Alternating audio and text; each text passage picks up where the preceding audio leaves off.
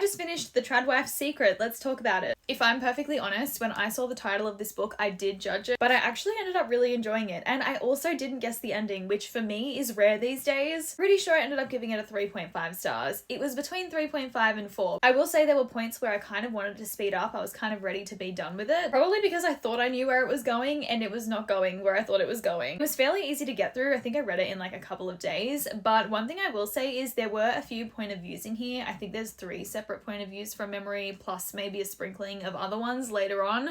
But the main point of views were between 3 different women.